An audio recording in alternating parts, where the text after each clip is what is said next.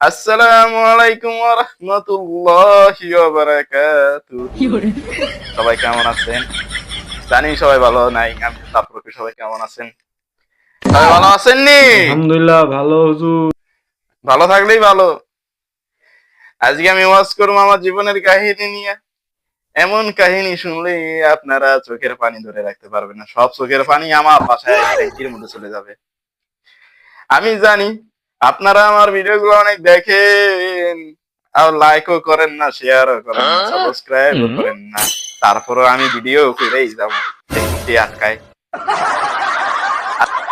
আজকের ভিডিও মূল টপিক হইলো আমার জীবন কাহিনী, জীবনে কি কি করলাম আর কি কি হারাইলাম। সব শুনেছেন আপনারা, তারপর আবার কমু, কারণ আমার কইতে দ্বিধাবোধ নাই গে, আপনাদের শুনতে দ্বিধাবোধ নাই গে। আপনারা শুধু শুনবেন আর শুনবেন আর গালি দিবেন। আর আপনাদের টিমের যে চ্যানেল গুলো আছে, আমাদের টিমের আমি বলতেছি ওনার রাব্বি হোসেন, আপনি আমার টিমটা ফলো করে দিবেন, সাবস্ক্রাইব করে দিবেন, লাইক কমেন্ট শেয়ার মারবেন, উড়াদুরা কোনো কথা হইব না। বলেন আলহামদুলিল্লাহ। এই বাজান, আজকে আমার ঘটনা বলি, আপনারা শুনেন রে বাজান। আমার ঘটনা হলো কাল বৈশাখের রাতে বন্ধু আর আমি গেছিলাম এক জায়গায়। আমার সে পাশের এলাকার নাম হলো কুতুবপুর না কুতুব মিয়া, সে আমিও ভুলে গেছি, মনে নাই। এখন সেই জায়গায় গেছি কাল বৈশাখীর রাতে। এখন আবার ছোটবেলা থেকে আম কুড়ানোর শখ। সেদিন কাল বৈশাখীর রাতে জমিদার বাড়ির আম বাগানে ঢুকছি আম কুড়াইতে। আম কুড়াইয়া কাঁঠাল জবাই দিয়া খাইতে আসছে পুকুর পাড়ে।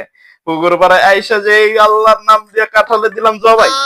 আমার এই পিছন দিয়ে দেখি জমিদারের দারোয়ান আইসা পাজা করে ধরে নিয়ে গেল জমিদারের কাছে।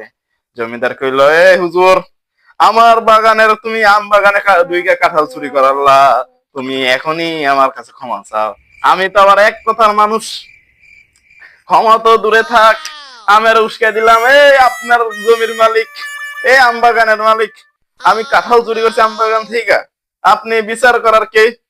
এইবার রে আর কি কমু রে বাজান রে, ভাইরা রে, আমার দইরা সবাই দিল উদুম কেলান কেলাইলো, এমন কেলান কেলাইলো, সেই দেখে এখনো শনিবার রাইতে আমার লাগে। সেই দিনের পর থেকে আমার শরীরে এখনো দেনায় দেনায় ব্যথা, মাজায় মাজায় ব্যথা, কোমরে ব্যথা, হাড়ে ব্যথা, জয়েন্টে জয়েন্টে ব্যথা। এত ওষুধ খাইলাম, পাগলা মলম মাখলাম, বাসের থেকে ডাক্তারের থেকে কত মলম মাখলাম, কত কি করলাম, তাও ব্যথা যায়নি। দেখেন আমার এখনো হাতে সেই ব্যথার দাগ, ওই দেখেন কত বড় দাগ। এমন মাইটা যে এবার দিছিল, তারপরে চুরি স্বভাব আমার যায় না। সেদিন মুরগি চুরি করে খেয়েছি আমি আর বন্ধু। আমি একটা কাজ ঘটাই দিছিলাম, আমার বন্ধুর বাইরে বলছিলাম যে জীবনে কোনো কিছু রাস্তা থেকে তুলে আনবা না, আর আনলেও সেটা যেন একটু দামি জিনিস হয়, যে যেন বিক্রি করলেও কিছু টাকা পাওয়া যায়। আর এমন জিনিস আনবা যেটা কোনো মানুষ যেন চিনতে পারে না, যেন না একটু বলতে পারে যে এটা আমার। তা হালার ভালা আর কি কমু।